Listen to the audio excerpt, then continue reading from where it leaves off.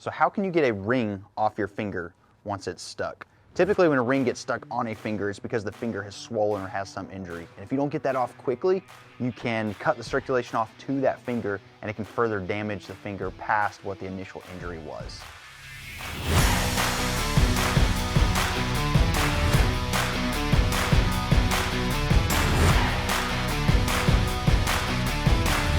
If this is your first time to the channel, welcome. Hit the subscribe button and make sure your notifications are on so you're alerted when we post any future videos. We put content out on a regular basis and we don't want you to miss it. Like this video if you find it helpful, and leave us a comment below to let us know if this was helpful or of any other feedback you have on any of these techniques. Stick around to the end of the video and we'll show you a few hacks so that you can practice some of these scenarios with some cheap items that you can find at the hardware store. Let's talk about rings that are stuck on fingers and what we're gonna do to get them off. So typically someone has a ring that's properly sized for their finger. No big deal, right?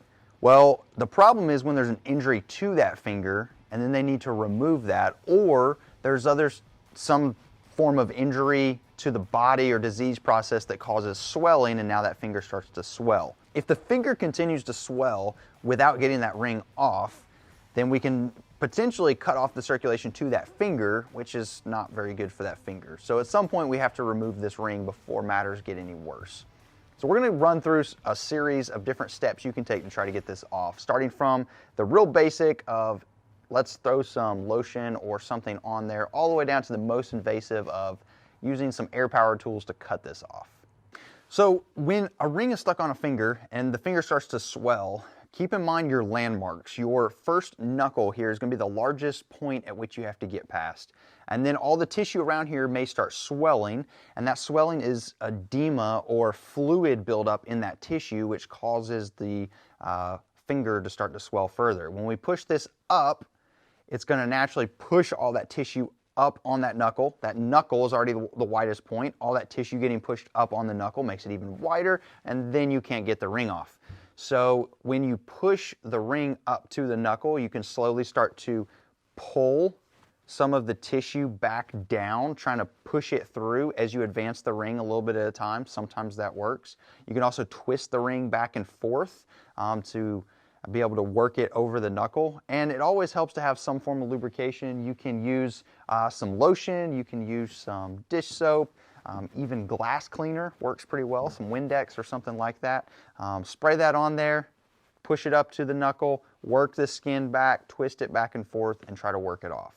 If that doesn't work, we can take another step to try to get this off. Now, remember when we have edema or swelling, this finger is going to start to enlarge, which is why we can't get this off. So if there's some way we can compress this to kind of push all that fluid back out for a minute and hold it together to get the ring off, then we can release that compression and kind of let things go back to how they were, but we need some way to compress this. So the first thing that we're going to try is we're going to use some form of string, wrap it around this finger, try to compress the finger down, and then we will try to see if we can slide the ring off. So you can use something like some real thin string that you use to wrap gifts with. You can use, if you have some medical equipment, you can use a elastic band off of like a medical oxygen mask or a non-rebreather. These look like little shoelaces. Sometimes they have hard tips on them that make it easy to slide this up underneath. And then you can start wrapping this around. This is also elastic, so it helps to stretch and push that tissue together. And then you'll just start wrapping, trying to decrease this tissue or decrease the size of the tissue and push some of the fluid out of the finger. Now, there's two different ways you can wrap this. You can start from the ring, tuck this up underneath, and then work your way out. You got to be careful with this though, because if you do have a lot of swelling and edema, it's going to start compressing and pushing all the blood and all the fluid in there to the end of the finger, and you can end up doing some damage by having too much pressure toward the end as well. So, and it gets really uncomfortable for the person when you're helping them. It's easier to compress fluid by moving from the tip back, but you may have to try both ways to figure out what works best to get this ring off. We've had trying this, we've had success one way versus the other depending on the exact situation. You just want to be careful if you're working from the ring toward the end of the finger that you don't compress too much blood and fluid and everything down here in the tip. You really just need to get it up over this knuckle here. While you're using the string method, remember that you also want to use some dish soap or some glass cleaner or lotion or something to assist in getting that over the string as well if you're having a hard time with just the string. Okay, so let's say the string method doesn't work. We have to go to the next step. Our step from here is really we're gonna have to cut the ring off. Now, it depends on what type of material the ring is made of. If this is gold, silver, some sort of soft metal, no big deal, we can use a ring cutter if you happen to have a ring cutter. If this is a tungsten steel, those are more of a compressed powder, and they make ring tools that will go around the ring that will actually crush it. And when it crushes it, it'll just kind of bust apart and come off that way. You're going to have a harder time actually trying to cut through those. Where you really have a problem is when you have a titanium ring.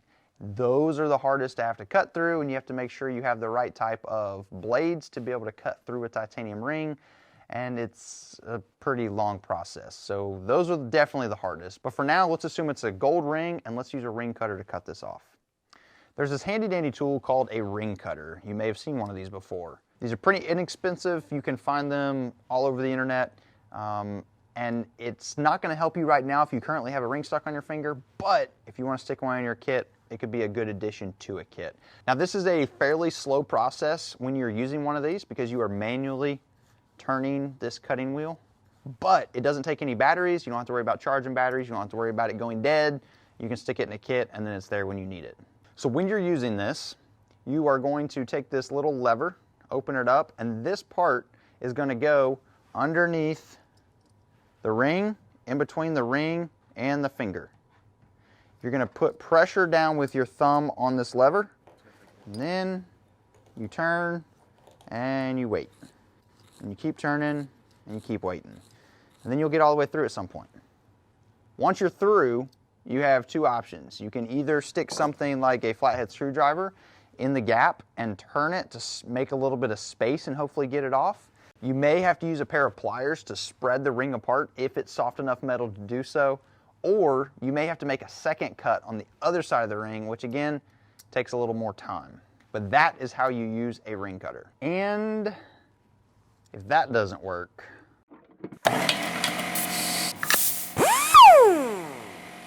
things just got serious. So if you don't have a ring cutter, if the ring cutter's not working, and we've got a serious problem that we have to take care of, there is a way we can use a tool like this, a cutoff tool. This is a 3-inch diamond blade on this air-powered cutoff tool. And we're going to show you how to safely use a tool like this to be able to cut a ring off of someone's finger. So how do you take this powerful tool and do this safely right up against my hand? I know what you're thinking. You don't want someone to cut a finger off. Well, there's some ways to protect against that, and we're going to go over all of that. So the first thing we need is a barrier. We need some barrier between the ring and the finger. So you can find some sort of shim to put between there, preferably something that's metal, so when this slips, it doesn't cut through plastic or material or something. So you want something pretty durable. So you can take knives, like just regular butter knives, trim them down so they're a little bit thinner, round over the edges so there's no sharp edges or points on there. And if you are prepping a kit for this kind of thing, you could make some of these. This probably could stand to be a little bit thinner. You go to the dollar store, pick some of these up, trim them down, and now you have some shims. These work great too if someone's hand is stuck in something. You can use these as barriers when you're cutting on the other side, but for this specific one, we're using it for a ring. So you have a ring on, and this will slide right up in between the finger and the ring. And this is one reason you have to make sure it's pretty narrow, because it will compress the tissue a little bit and slide up in there, but you want to be able to get a good distance on the other side so there's protection on both sides of the ring in case that tool slips or moves. Well, we have this part covered from the blade, but we also may have some sparks that we have to protect against. So we want some sort of heavy material like a denim fabric or something that is going to protect from heat, sparks, and even if the tool slips further, then we have protected with the shim. So we'll slide that right up against the ring, slide the knife through the ring and on top of our protective layer. Then we want a second piece of material on the back side to go up against there. And this should also protect against it. So our finished product should look something like this. We have protective material on both sides. We have a shim that is now protecting our finger from the ring. Now we can cut this ring and we're pretty well protected. Well, there's one more thing that we haven't taken into consideration, is the heat. We have a lot of friction on this wheel as we are cutting the ring. So we're going to use some form of cooling agent. Yes, you guessed it, water. Now, there's a couple different ways that we can make this process a little bit easier rather than just pouring water on here. If you take a standard water bottle, you take the cap off, and you use a knife, and you go from the inside out. It's my preferred method. Push it through and twist it. You create a bit of a spout, and it pushes it out. So now there's a little bit of a water spout. We can screw this back on. So now we have a little bit of a spray bottle that we can use to keep a small trickle on where we are cutting as we cut through it to make sure there's no heat buildup. Water is a great heat sink and it will absorb some of that heat and wash off. So just make sure you're using copious amounts of water so you don't end up burning the person that you're trying to cut this off of. This is the most invasive option that we have for cutting this ring off, but at some point you may have to use it. So we just want to make sure you take into all these considerations, protecting the hand from spark, from the tool slipping, from the heat that's going to build up around this ring. Just make sure that your patient is very well protected before you begin this procedure. And to protect you, make sure you're wearing safety goggles while you're actually doing this process. Okay, so let's do this. So we're going to go ahead and make a cut in the ring. Now that we've cut all the way through the ring, we can use a tool like before and push it in there to pry it, or we may have to make a second cut. Once you've cut through on one side, the easiest way to make a second cut, if that's the option for getting this ring completely off, is just to take this ring and usually pivot it around, and you can work off the same side rather than having to take everything off and move it to the other side. So you may be able just to pivot that ring around, make a second cut, the ring will come off in 2 halves, and then you should be done. So now it's time to practice. Well, I have a couple tips and tricks that may help you to be able to set up some scenarios to train other people or to practice yourself to get more proficient with some of these techniques. A couple hacks that I have learned are when you are trying to find an object to simulate a ring to cut off, there's a couple things that can work. Some people have said you can use a keychain, which is fine. You can use a keychain. There are some advantages to using that. A better tool than the keychain, though, that I have found are PEX crimp rings. So there are 2 different styles of PEX rings. Either one of these will work, and both of these have a little bit different advantage that we'll talk about. First off, this is a smooth ring, so it looks just like a regular ring. It's a little bit big for my finger, but you can take it and squish it, tap it with a hammer, or beat it with your X shears. That does work. You can flatten it out a little bit, slide it on your finger, and then any excess material in the back now, you can use a shim like a golf tee or something to take up that excess material, makes it tight on this side and gives a little bit of a challenge when trying to cut the ring off. The other style PEX ring is like a, it's not a 2-part, but it's one long piece that has a locking mechanism, and then it's got one spot here, and you can use a PEX crimp tool to crimp this together to tighten it. Well, you don't necessarily have to have the crimp tool to tighten it, so what I did is you can take this, slide on your finger. It's too big for my finger, so you can use some wire cutters or crimp tools and simply push this together.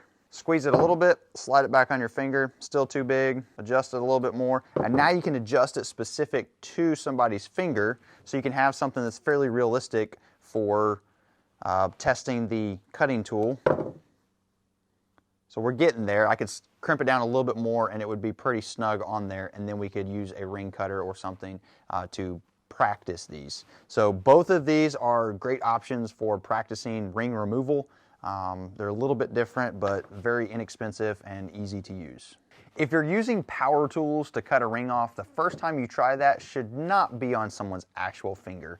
You want to get this motion down. You want to make sure you have everything taken care of before you attempt to do this on a person. And really, when you're training, you want to try to remove as many hazards out of the training and try to make that as safe as possible. So I would definitely recommend not using someone's actual finger when you're using power tools to try to cut this off. So something you can use a small gauze roll.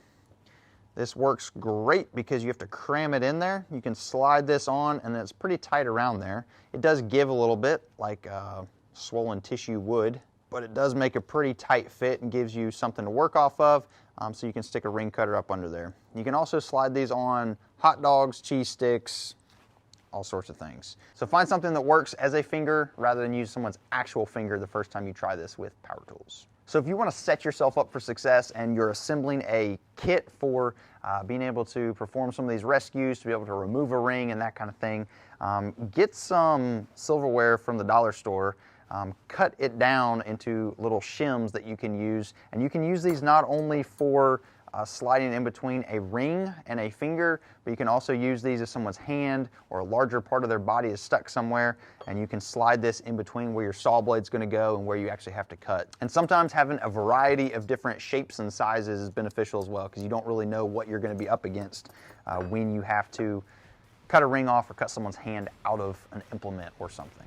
Well, hopefully all the information we threw at you today was helpful.